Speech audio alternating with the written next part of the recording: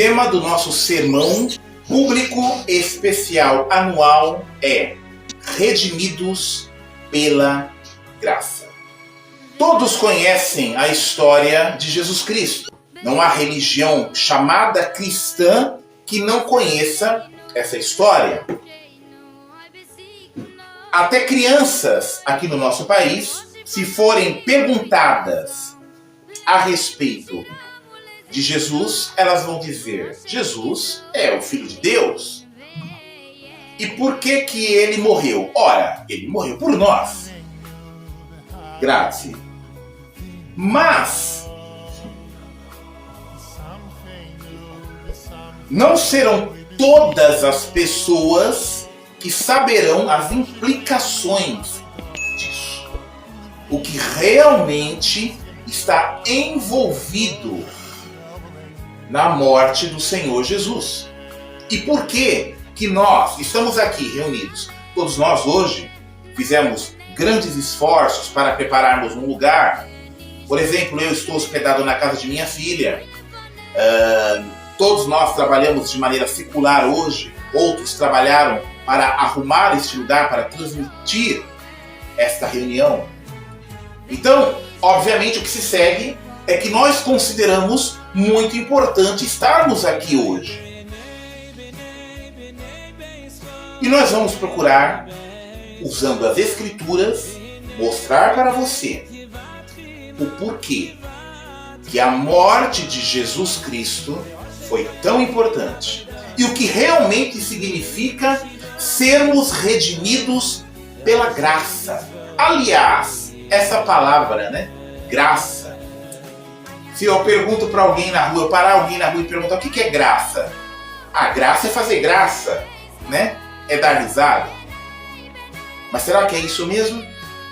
Hoje, essa noite, nós vamos aprender o que realmente significa a graça. Muito bem. A humanidade hoje, ela é exposta aos mais terríveis males. Doença, velhice, ódio, guerras, relacionamentos abusivos, preconceito, discriminação, injustiças por todos os lados.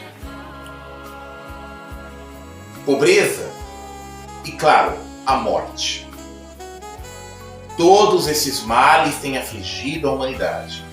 E são muitas as lágrimas, são muitas as pessoas que estão sofrendo. Muitos de nossos irmãos e irmãs ao redor do mundo sofrem perseguição às mãos dos agentes de Satanás. Muitos morrem pela sua fé ainda, acredite se quiser, no século XXI.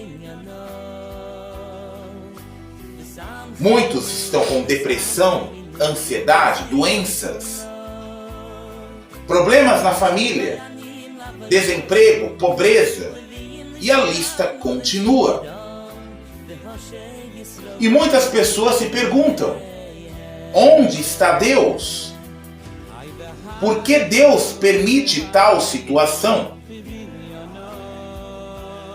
Ora, acontece, meus amigos, que nem sempre foi assim. A humanidade, ela não foi criada para o sofrimento. Ela não foi criada para chorar. De tristeza, pelo menos. A humanidade, no passado distante, era feliz. Era para ter sido muito feliz e foi criada perfeita. Mas onde nós encontramos essa informação? Não nos livros de história, mas num livro, ou em um conjunto de livros, melhor dizendo, que conta a história que nenhum historiador é capaz de contar. Porque essa história é contada pelo próprio Deus por intermédio dos seus profetas. Esse conjunto de livros foi popularmente chamado de a Bíblia, ou, como nós gostamos de chamá-la, as Escrituras Sagradas, escrita pelos profetas de Israel e pelos apóstolos do Senhor Jesus. E nesse conjunto de escritos que nós acreditamos ser inspirados por Deus, é que nós vamos encontrar a informação do início da humanidade. Logo no primeiro livro da Bíblia, o livro de Gênesis, ao qual os judeus atuais chamam de Bereshit, que significa em hebraico no início, vamos encontrar então a história da origem da humanidade. Muitos vão dizer para você, em grupos de Facebook, em grupos de WhatsApp, porque agora está muito na moda desacreditar os relatos bíblicos, que essa história que eu vou contar agora, ela não passa de uma alegoria. Aliás, vão dizer para você que o homem veio do macaco, ou que nós somos produto de uma evolução cega, de um Big Bang. Meu filho gosta de astronomia e as pessoas vão dizer que o universo veio de uma explosão sem causa primária. Mas a própria ciência nos diz que vida só pode provir de vida. Essa regra não é bíblica, tá bom? Essa regra ela é dos próprios cientistas. Vida só pode vir de vida. Então, se eu for voltar, se eu for retornar no passado, mais distante possível, a origem do Big Bang só pode ser vida. O próprio Albert Einstein disse que matéria só pode provir de energia. Estou enganado? Foi isso mesmo que ele disse? Então, o livro de Gênesis, recorrer ao livro de Gênesis como a origem vinda de um Criador, não é tão desarrazoado assim. Você vai entender o que o livro de Gênesis tem a ver com isso que eu acabei de dizer sobre a causa do sofrimento humano e onde entra o papel de Jesus nisso tudo. Então eu vou convidar você. Você conhece o nosso estilo, nós não gostamos só de ficar falando. Nós vamos usar o livro sagrado. Então, se você tiver aí o livro sagrado, seja qual for a tradução, apanhe, se você estiver vendo esta live ao vivo, ou se você for assisti-la quando ela for compartilhada no nosso canal, o Arauto de Efraim, ou nos diversos grupos aos quais nós fazemos parte. Mas sempre, quando for assistir a nossas palestras, seja com a Bíblia na mão. E abra no livro de Gênesis, o primeiro livro da Bíblia, no capítulo 2.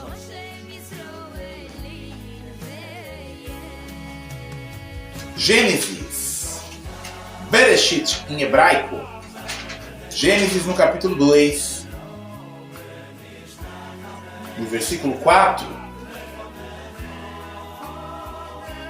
Esta é uma história dos céus e da terra no tempo em que foram criados, no dia em que Jeová Deus fez a terra e o céu.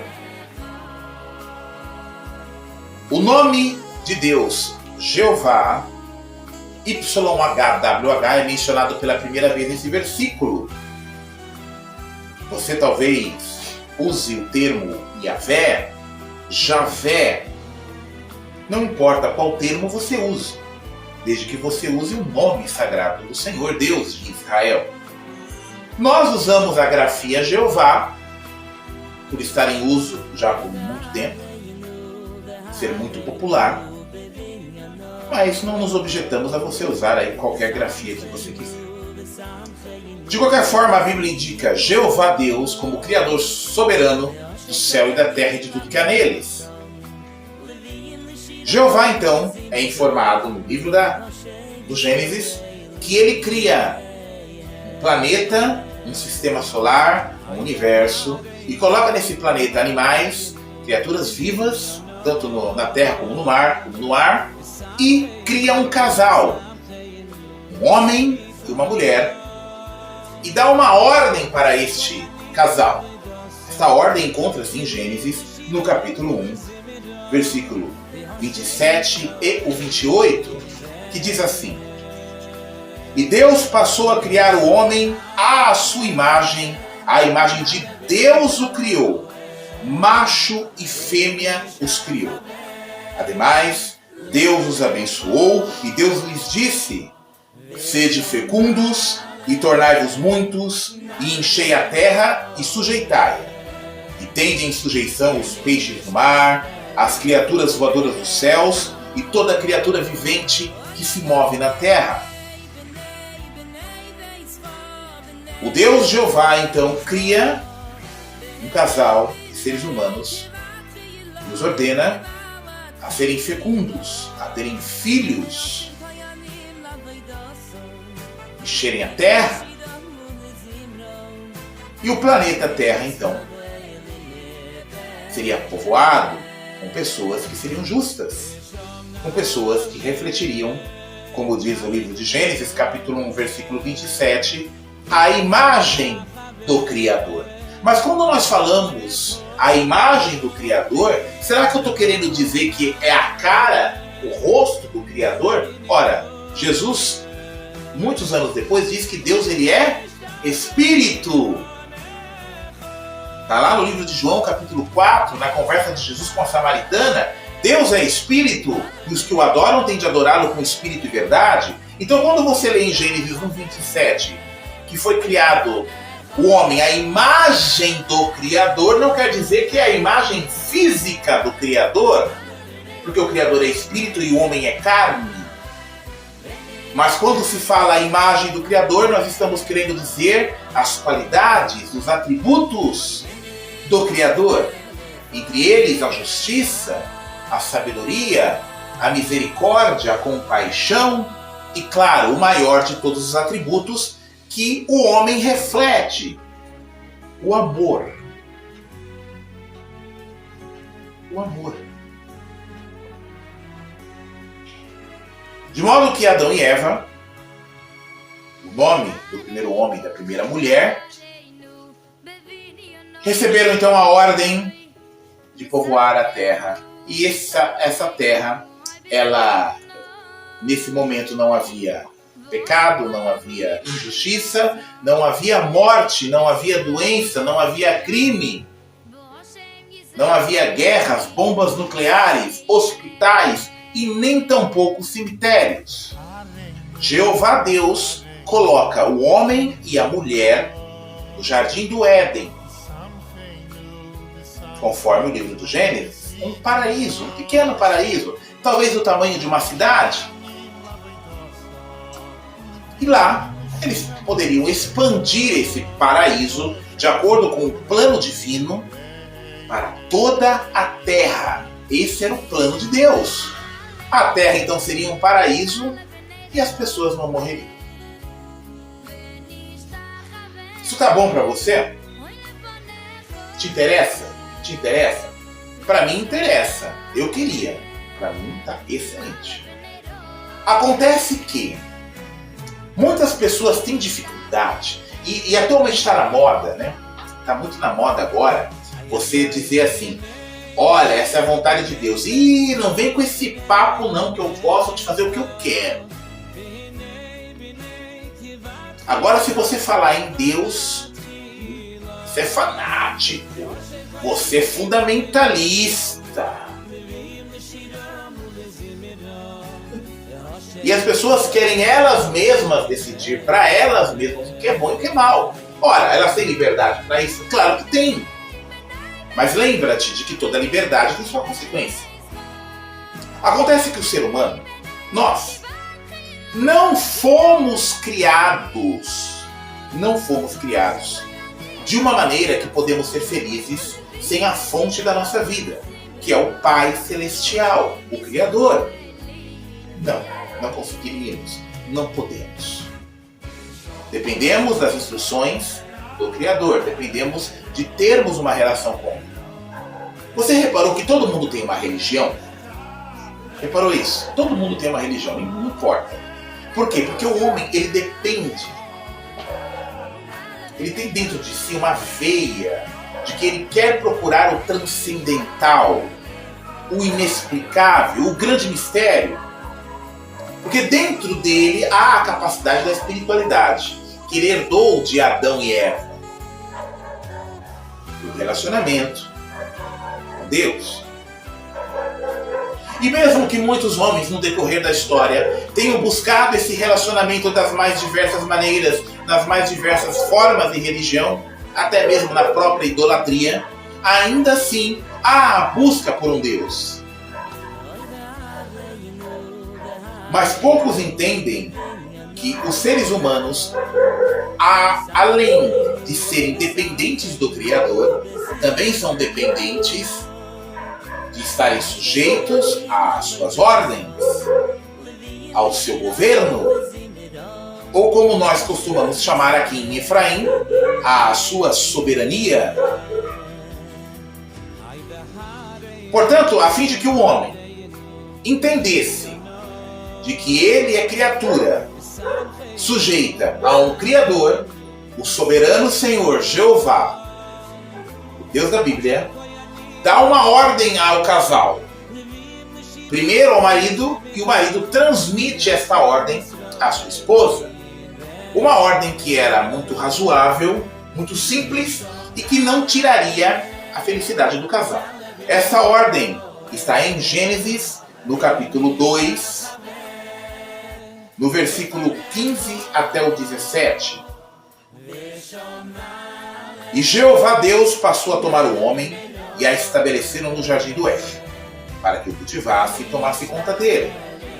E Jeová Deus deu também esta ordem ao homem: de toda a árvore do jardim podes comer à vontade, mas quanto à árvore do conhecimento do que é bom e do que é mal, não deves comer dela, porque no dia em que dela comeres, positivamente morrerás. Então, havia uma árvore simbólica no meio do jardim do Éden, que simbolizava o direito soberano de Jeová de decidir para o homem o que era bom e o que era mal, o que é certo e o que é errado, o que é moral e o que é imoral. O homem, então, se não tocasse naquele fruto, mostraria por suas ações que respeitava a soberania, o governo do seu Pai Celestial, que havia lhe dado tudo: vida, provisões, uma bela esposa e assim por diante. E a gente vê aqui nesse livro que Deus diz que no dia em que Adão comesse, ele morreria. Peraí, deixa eu ver se eu entendi. Então, no dia em que Adão comesse, morreria. E se ele não comesse, então? Quer dizer que ele ia viver para sempre? É isso que o relato está querendo dizer? É isso, não é? Então, peraí. No dia em que você comer, tu morre. Então, se tu não comer, tu não morre. Então o homem não era para morrer, gente. O homem não era para morrer, não. Nem Adão, nem Eva, nem os filhos de Adão, nem ninguém. Olha só, ia ser para sempre. Aí eu fico pensando assim, e a Terra, o planeta Terra, ia encher de pessoas? Ia. E depois que acabasse?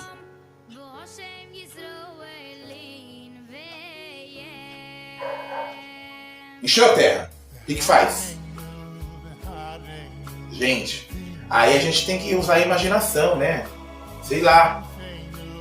Olha o tamanho do universo, olha o tamanho das galáxias. Olha quantos planetas desabitados tem por aí. Então, é claro, eu estou especulando, não está nas escrituras, mas só para a gente ter uma ideia. É que a mente, às vezes, do ser humano é tão limitada. Eu já vi ateus, né, zombar das escrituras. Ah, então quer dizer que todo mundo deve viver para sempre e se enchesse a Terra? Ora, tem o universo, tem as galáxias. E aí? Não é verdade? Muito bem, mas voltando ao tema. Infelizmente, meus amigos, infelizmente, Adão e Eva, eles foram criados não como robôs, eles foram criados com livre-arbítrio. E infelizmente eles usaram mal o seu livre-arbítrio. O infelizmente não é que eles têm o livre-arbítrio. O infelizmente é porque eles usaram mal o seu livre-arbítrio. Tá bom? E eles escolhem a desobediência. Eu posso escolher a desobediência. Você pode escolher a desobediência. Todo mundo.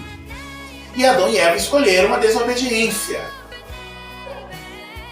Ah, mas eles foram instigados por uma criatura espiritual. Quem estuda a Bíblia sabe que uma serpente falou com Eva. Está lá em Gênesis capítulo 3. E que essa serpente, diz o livro de Apocalipse, foi usada por uma criatura espiritual. Nós já sabemos da história. Eu não vou contar essa história de novo. Eu conto todo ano. Hoje eu vou resumir esse ano.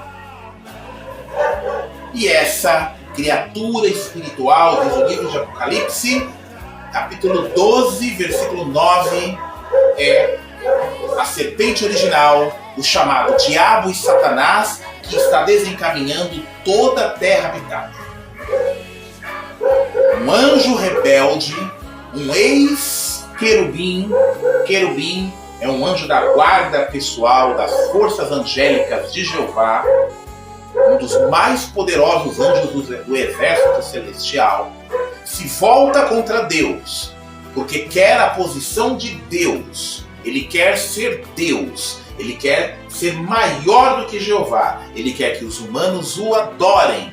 Você encontra essas informações no livro de Ezequiel, capítulo 28, e no livro de Isaías, no capítulo 14. Também no livro de Jó, capítulo 1 e 2. Mas nós não podemos eximir Adão e Eva da culpa, porque Adão e Eva, diferente de nós, que somos pecadores, imperfeitos e nos esforçamos para todo dia não errar, Adão e Eva não tinham esse problema, eles não eram pecadores, lembre-se disso. E de uma forma deliberada, eles escolhem a desobediência.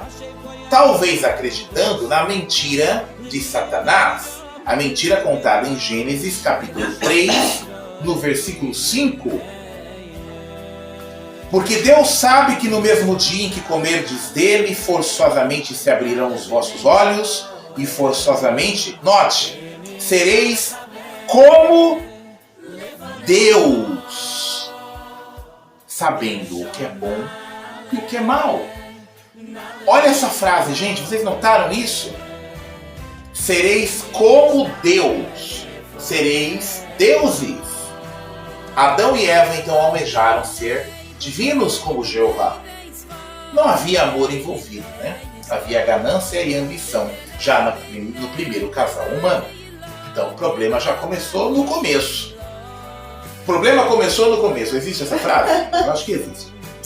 Então, Adão e Eva pecam, escolhem a desobediência, comem do fruto proibido e são sentenciados por atentarem contra a soberania de Jeová. Aí você, vai encontrar pessoas dizendo assim: esse Deus cruel, esse Deus que sentenciou Adão e Eva. Mas isso é papo de rebelde, viu? Esse papinho aí que te contam nas redes sociais, em grupos aí de ateísmo e por aí vai, é tudo papo de rebelde. É papo de pessoas que têm a mentalidade de Adão e Eva. Porque o Criador é o dador da vida. Quer dizer então que Jeová foi mal em dar um paraíso, em dar a vida. Eles não eram vivos, foi Jeová que deu a vida para eles. E exigir que eles simplesmente não comessem de um fruto? Será que Deus foi mal? Um fruto! E eles não conseguiram nem isso. E é Deus que é mau? Ora, por favor, conte outra. De fato, a sentença é esboçada em Gênesis, capítulo 3, no versículo 17 ao 19, onde diz: E a Adão, ele, Jeová, disse: Porque escutaste a voz de tua esposa, e foste comer da árvore, a respeito da qual te ordenei, dizendo: Não deves comer dela, maldito é o solo por tua causa. Em dor comerás dos seus produtos todos os dias da tua vida. E ele fará brotar para ti espinhos, abrolhos, e terás de comer a vegetação do campo. O suor do teu rosto comerás pão, até que voltes ao solo, pois dele foste tomado, porque tu és pó, e ao pó voltarás.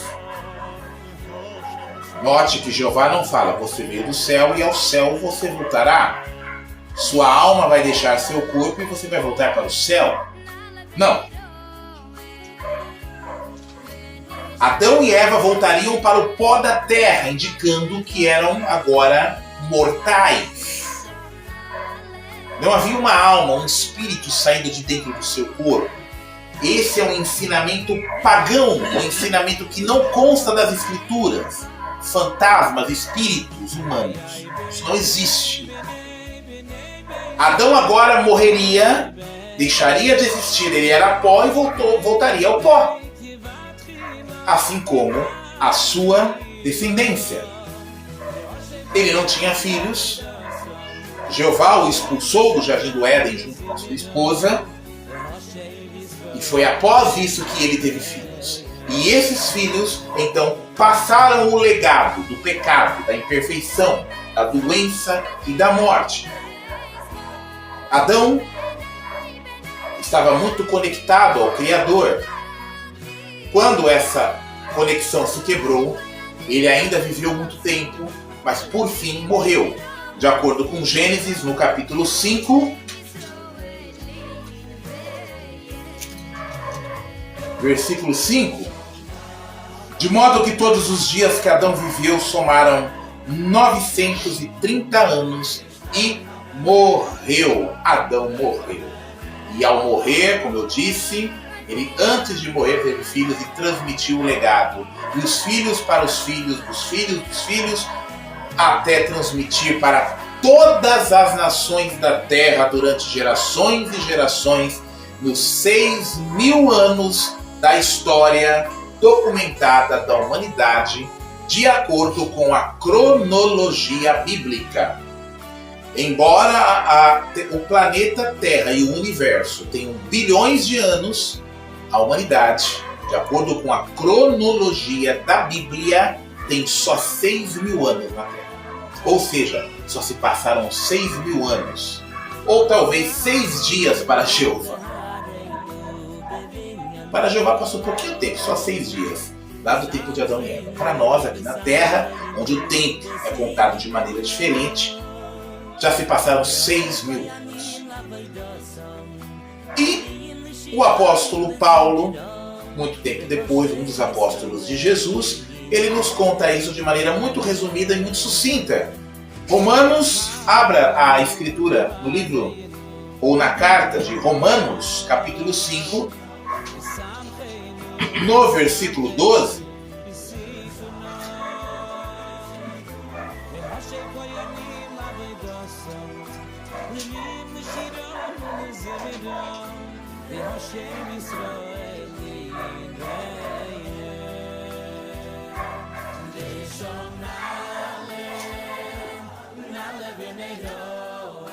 é por isso que, assim como por intermédio de um só homem entrou o pecado no mundo e a morte por intermédio do pecado, e assim a morte se espalhou a todos os homens, porque todos tinham pecado.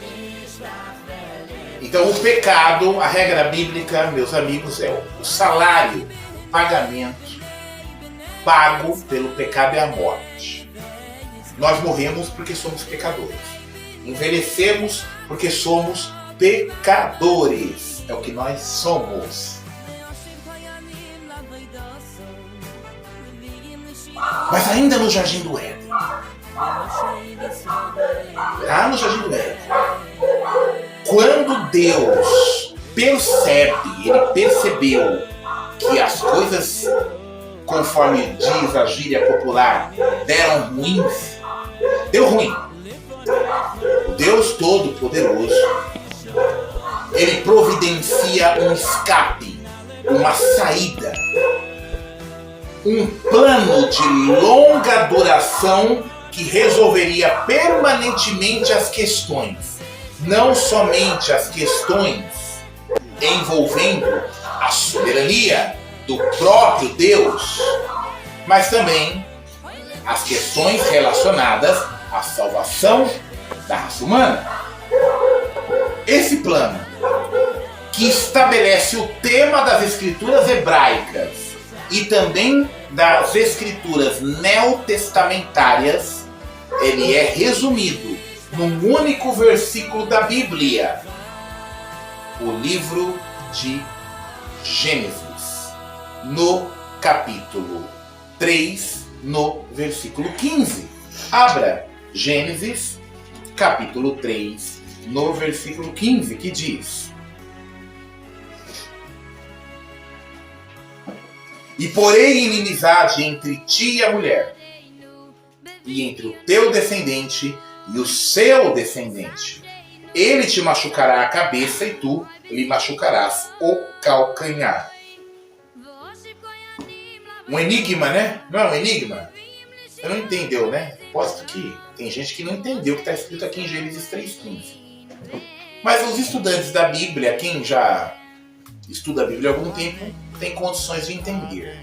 Deus enviaria uma semente, porque a palavra hebraica aqui para descendente pode ser traduzida por semente. Um poderoso resgatador que viria enviado por Jeová para desfazer as obras do diabo, reconciliar a humanidade com Deus e abrir a oportunidade para o reino de Deus para quem quisesse. E por muito tempo, a identidade dessa semente ficou oculta, Deus dando pequenas indicações aos seus profetas. Foi revelado, por exemplo, a Abraão que essa semente viria em sua descendência e que por meio de sua descendência todas as nações da terra seriam abençoadas. Foi revelado ao rei Davi que esse descendente, essa semente, além de vir da tribo de Judá, de sua família, seria um rei eterno e poderoso. Também foi revelado ao profeta Isaías que ele seria um príncipe da paz que governaria em justiça, elevando primeiro a nação de Israel acima de todas as outras nações da terra, e por meio da nação de Israel concederia bênçãos a toda a humanidade. Essas profecias foram sendo escritas, dadas por Deus aos seus profetas, num espaço de 4.000 anos, de Gênesis até o livro de Malaquias, todas as escrituras hebraicas do Antigo Testamento. Mas nenhum dos profetas entendia quem era essa semente, quem era esse rei. Havia uma dificuldade em entender. Se entendia que esse rei, ele seria chamado de ungido de Jeová, ou pelo menos o primeiro dos ungidos de Jeová.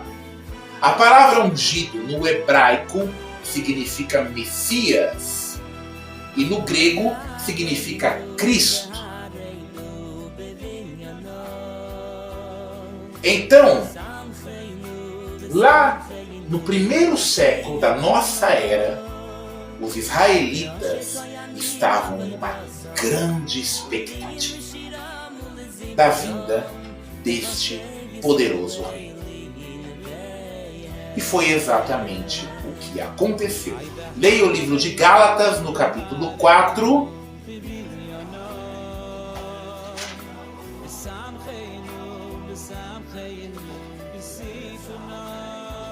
versículo 4. Gálatas 4:4 diz assim: mas quando chegou o pleno limite do tempo, Deus enviou o seu Filho, que veio a proceder de uma mulher e que veio a estar debaixo de lei, ou debaixo da lei de Moisés, ou debaixo da Torá. Os 5 primeiros livros da Bíblia que constituem a lei dada a Israel por Deus. Note, quando chegou o pleno limite do tempo, Deus mandou seu Filho. Tudo tem um tempo, tá? Jeová mandou Jesus depois de 4.000 anos de espera. E Jesus, ele vem à Terra, diz as Escrituras Sagradas, que Jesus, ele era uma criatura, talvez a mais importante daquelas que Deus fez. Existem algumas religiões que acham que Jesus é o Deus Todo-Poderoso, como parte de uma trindade. Isso é uma mentira religiosa. Mas existem outras religiões que dizem que Jesus é só mais um anjo criado. Um anjinho um pouco melhor do que os outros. Bom, a Bíblia, ela não diz isso. Jesus, em João capítulo 1, no versículo 1, nos diz assim, capítulo 1 de João,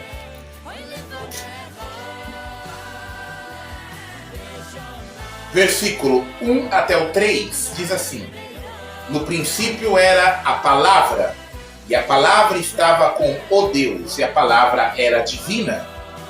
Ele estava no princípio com o Deus. Todas as coisas vieram à existência por intermédio dele, e a parte dele nem mesmo uma só coisa veio à existência. Não, meus amigos, Jesus não é um anjo. Jesus é divino. Ele é a imagem do Criador. Ele é o reflexo do Criador. É como se o Criador tivesse tirado uma parte dele e feito o próprio Jesus. Esse é Jesus. E foi Jesus quem construiu o universo. O Criador fez, criou, idealizou, né? Fez o projeto, mas quem construiu foi Jesus. E esse ser divino, acima de todas as coisas, menos do próprio Jeová, é claro, olha o que a Bíblia fala que ele se dispôs a fazer. João capítulo 1, versículo 14. De modo que a palavra se tornou carne e residiu entre nós, e observamos a sua glória, uma glória tal como a de um filho unigênito de um pai. E ele estava cheio de benignidade imerecida e de verdade. Olha que coisa maravilhosa. Eu já fiz debates públicos na internet que eu debati esse tema, né? Que o meu oponente dizia que Jesus ele era Deus aqui na Terra. E eu disse que não, que a Bíblia fala que Jesus ele renunciou à sua divindade, à sua natureza divina e se tornou carne.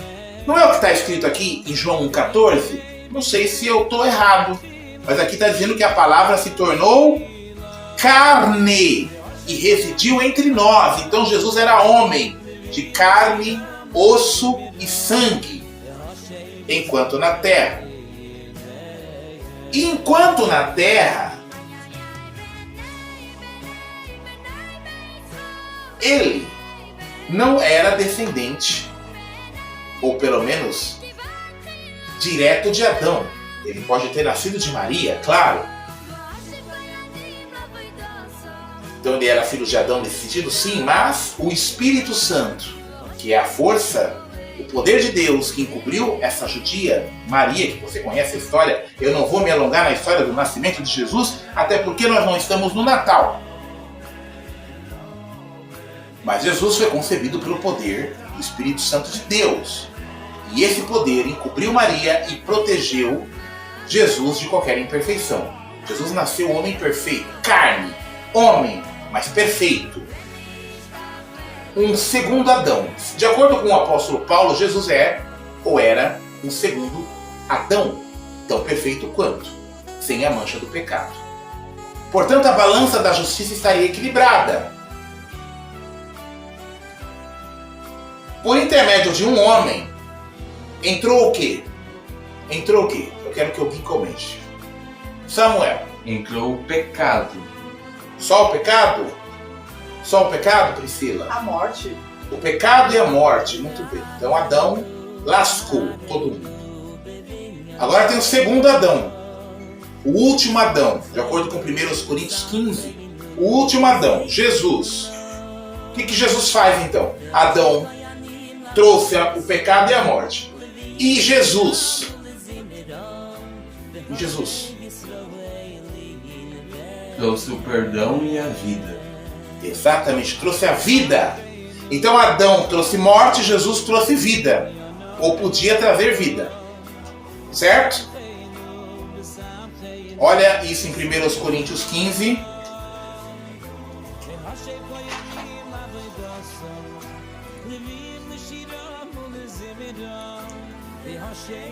Versículo 22.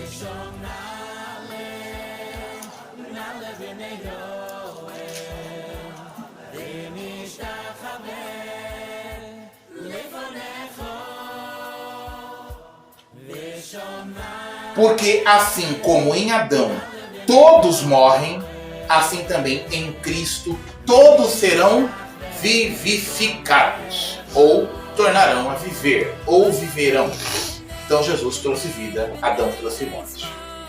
Mas para que Jesus pudesse prover a vida, era necessário que ele passasse por um teste. O teste da obediência. E renunciasse à sua vida humana perfeita em favor daqueles que exercessem fé nele. E como se daria isso? Jeová então permitiu que Satanás, o diabo, submetesse Jesus a todo tipo de provação, todo tipo de teste, desde o seu batismo no ano 29 até a sua morte na cruz no ano 33. Satanás tentou Jesus de muitas formas e em muitas ocasiões, mas Jesus continuou intrépido na sua missão. E qual era a missão de Jesus mesmo? Pregar as boas novas. Pregar as boas novas do reino de Deus. Um reino do qual Jesus seria o chefe, o comandante em chefe, e que através deste reino ele poderia reverter os resultados do pecado e transformar então a terra num paraíso. E Jesus então vem para convidar pessoas com essas boas novas para fazerem parte deste reino como governantes junto com ele, para ajudá-lo nesse processo de transformação da terra num paraíso. E os primeiros convidados para esse reino são os judeus, o povo de Israel. E aí todo mundo aceitou Jesus, né? Os israelitas fizeram uma festa. Jesus veio, nosso Messias veio. Foi assim? Foi assim, né? Claro que não. Claro que Jesus, ele vem para o seu lar e o que acontece? Diz o texto, eles o rejeitam. Exatamente, de acordo com João, capítulo 1.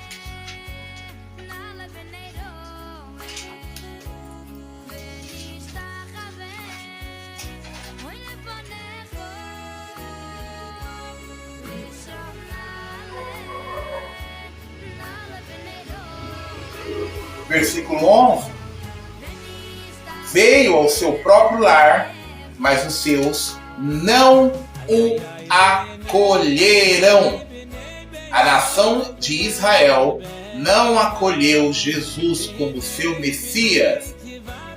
Bom, pelo menos a maioria não fez isso, né? Alguns dos israelitas aceitaram Jesus, né? Afinal de contas, Jesus teve seguidores, teve apóstolos, teve um monte de gente de Israel que ficou com Jesus, né? Mas não foram a maioria, né? Jeová se desapontou com isso. Porque era para esses reis que reinariam com Cristo no reino serem todos da nação de Israel. E não foi assim. Então o versículo continua. 12 e o 13. No entanto, a tantos quantos o receberam, a estes deu autoridade para se tornarem filhos de Deus, porque exerciam fé no seu nome. E nasceram não do sangue, nem da vontade carnal, nem da vontade do homem, mas de Deus. Então, a fim de que se preenchesse o pleno número daqueles que reinariam com Cristo, nesse novo governo, nesse reino maravilhoso, então Deus, por meio de Jesus, chama pessoas de outras nações. Na Bíblia eles são chamados de gentios. E é aí que nós entramos. Porque eu não sou de Israel, nem você que está me assistindo. Não é isso? É aí que nós entramos. Porque essa chamada para fazer parte do reino foi estendido a outras nações. E é por isso que nós estamos aqui hoje, celebrando a ceia do Senhor, falando de Jesus e podendo dizer que, conforme o versículo 13, nascemos não do sangue, nem da vontade carnal, nem da vontade do homem, mas de Deus. É por isso que nós dizemos que somos cristãos, gerados pelo Espírito. De modo que o que você vê aqui hoje, os emblemas que estão diante de você, é uma ocasião sagrada para aqueles que foram gerados pelo Espírito. Esses chamados, escolhidos, não fazem parte de uma religião X ou Y, não de uma placa, de uma organização supostamente de Jeová, controlada por um suposto escravo fiel e prudente. Não, não, não, não, não.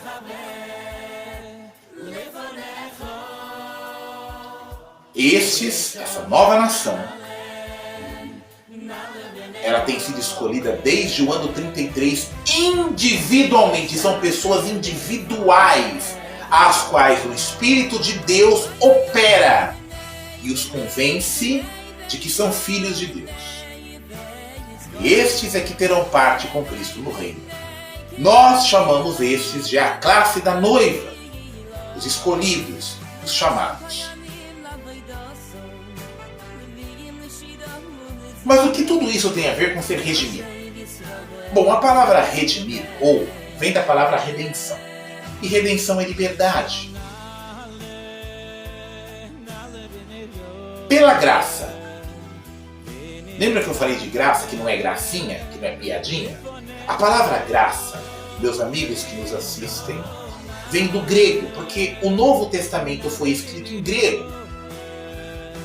Quando você vê então, por exemplo, em João 1,14, que nós acabamos de ler, a palavra se tornou carne, residiu entre nós, observamos a sua glória, uma glória tal como a de um filho, de um pai, e ele estava cheio de graça e de verdade.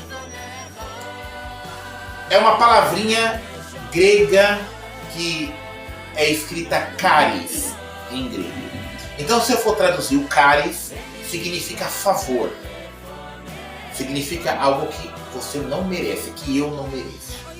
Então vamos supor, eu trabalhei, o que eu tenho que ganhar no final do mês? Eu trabalhei 30 dias, ganho no final do mês, mais especificamente aqui no Brasil, no quinto dia útil, o que eu ganho? Seu pagamento? Meu salário. Ok? Isso é algum favor para mim? É favor? Meu empregador está me fazendo um favor? Não, porque você trabalhou por isso. Exatamente. A palavra grega graça, quando fala graça, você não trabalhou. Agora imagina, né? Você faltou 30 dias no serviço, aí o teu patrão te liga.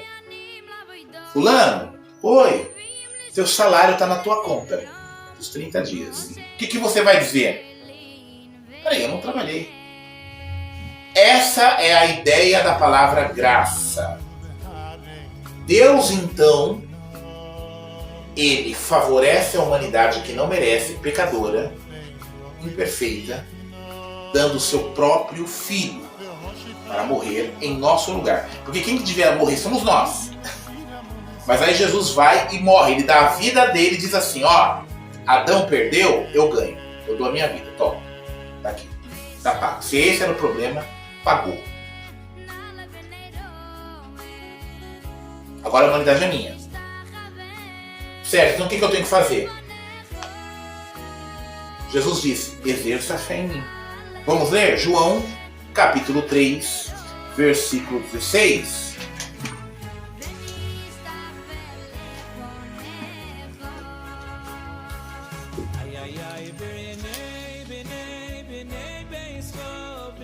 Porque Deus amou tanto o mundo que deu seu Filho unigênito, a fim de que todo aquele que nele exercer fé não seja destruído, mas tenha vida eterna. Deus, então, dá o seu Filho. E o único requisito que eu vejo aqui, qual é?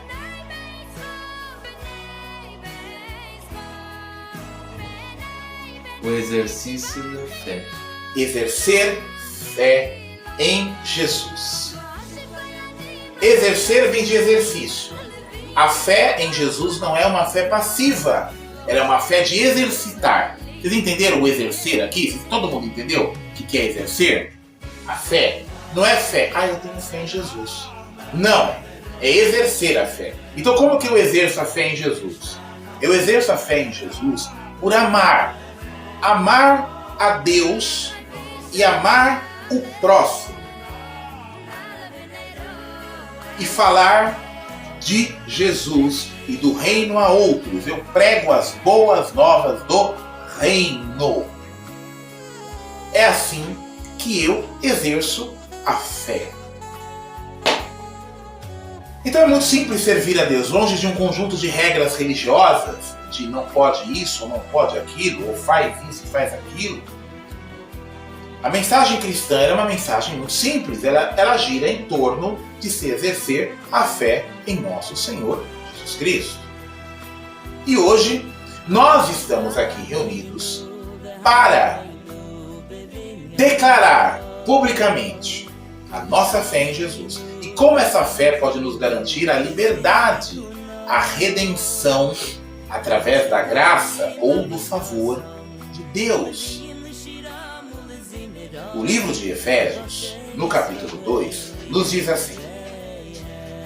Efésios, no capítulo 2,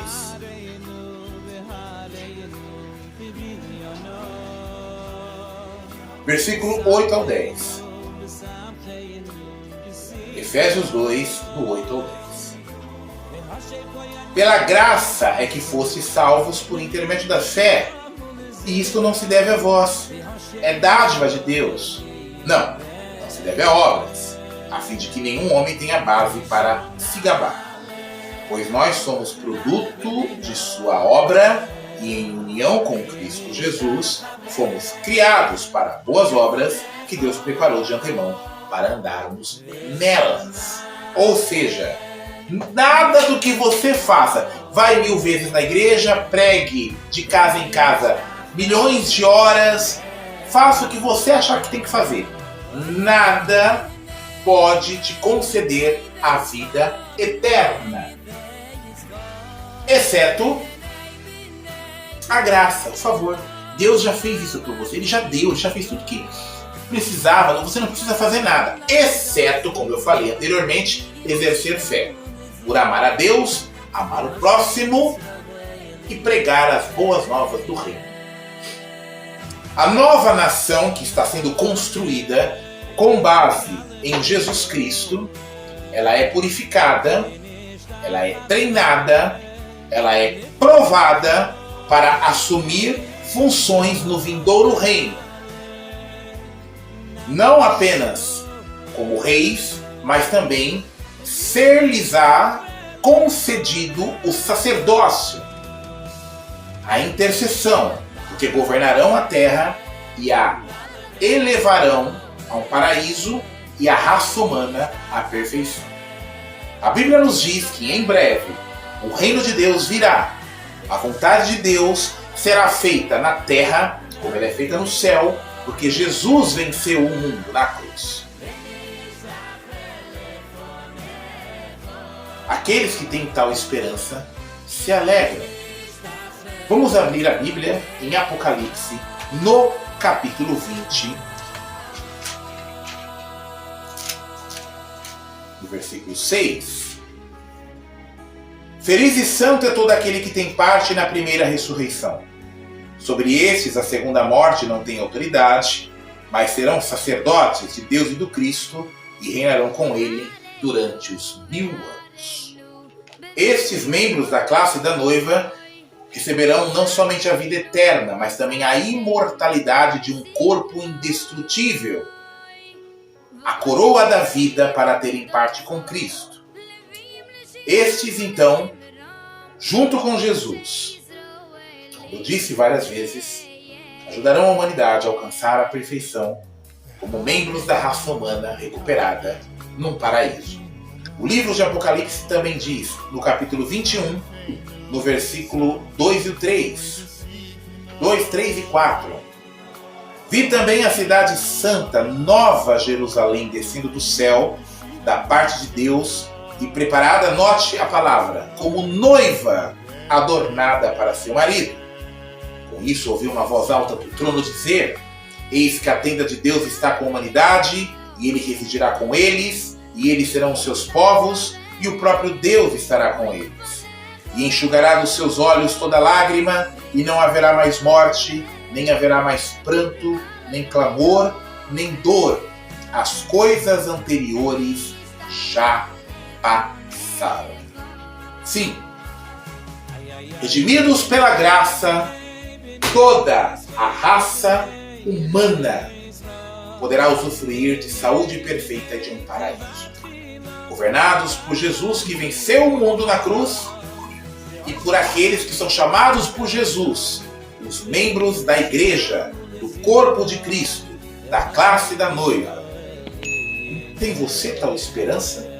Então, certamente, essa é uma noite sagrada, porque aqueles que têm tal esperança, que são batizados em Cristo, em nome de Jesus Cristo, hoje participarão do corpo do Senhor, representado por este pão ázimo, sem fermento, representando o corpo sem pecado de Jesus, e este vinho tinto, e também o suco de uva, que representa o produto da videira, uma representação muito apropriada do sangue purificador de nosso Senhor Jesus Cristo.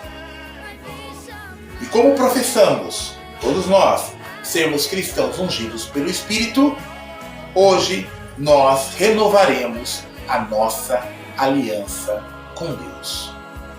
Louvado seja o nome de Jeová, e louvado seja o nome de nosso Senhor Jesus Cristo, porque por meio dele podemos encontrar a redenção, podemos encontrar a esperança, podemos encontrar glória, honra e imortalidade. Se você tiver dúvidas, se desejar um estudo bíblico, entre em contato conosco. O nosso WhatsApp ficará nesta descrição desta live. Depois essa live será postada no nosso canal o Arauto de Efraim. Estamos à sua disposição para ajudar você a encontrar, através de Jesus, o único caminho que levará ao único Deus verdadeiro. Muito obrigado.